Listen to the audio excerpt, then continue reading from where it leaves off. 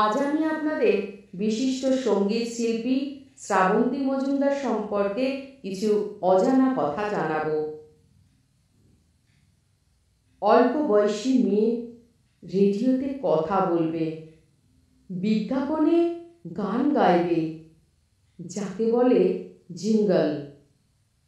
এই শব্দটার সাথে পরিচিত ছিল না বাঙালি সমাজ।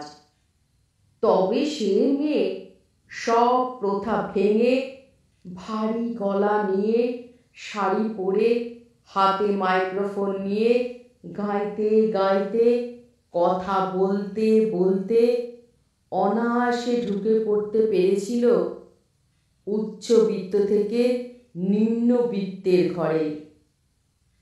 তাকে কোনো একটি অভিধায় বেঁধে ফেলতে কম চেষ্টা করেনি। তৎকালীন বঙ্গ সমাজও কিন্তু পারেনি।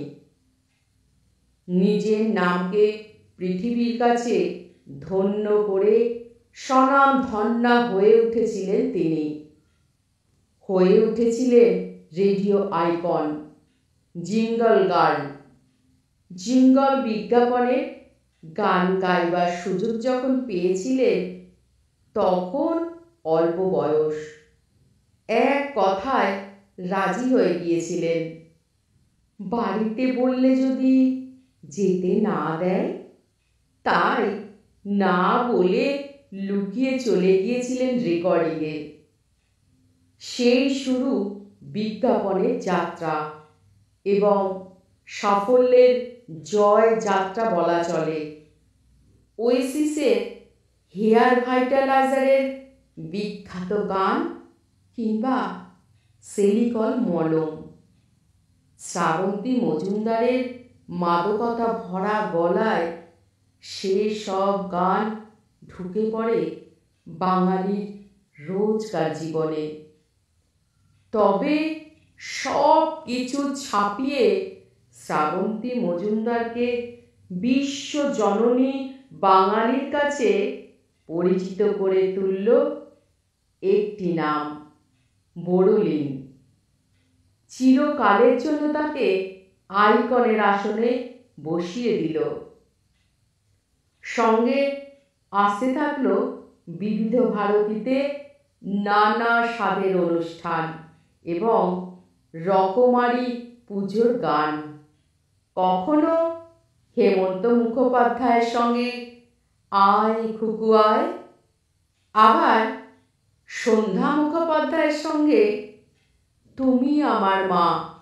সঙ্গীত জগতের দিকপালদের সাথে নিত্য যোগাযোগ। তবু তিনি কখনো কাউকে অনুকরণ করার পথে হাঁটেননি। বরাবর নিজের কণ্ঠস্বরের সঙ্গে মানানসই গান বেছেছেন। সমসাময়িক কোনো গায়িকার সঙ্গে কোনো তুলনা করা যায় না।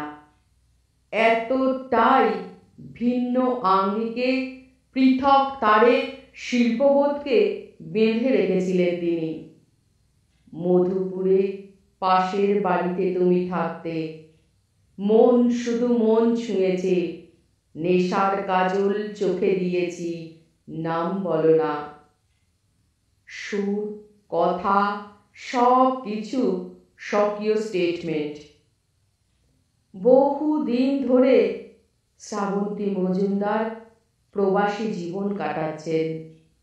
থাকে সুদূর ইউকেতে, ব্রিটেনের মূল ভূখণ্ডের বাইরে আইল অফ ম্যান নামক একটি দ্বীপে।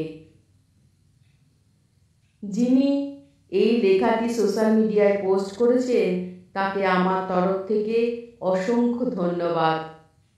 আর আমার এই পাঠ আপনাদের যদি এতটুকু ভালো লেগে থাকে, এই ছোট্ট চ্যানেলটিকে সাবস্ক্রাইব করে পাশে থাকার অনুরোধ রইল। নমস্কার।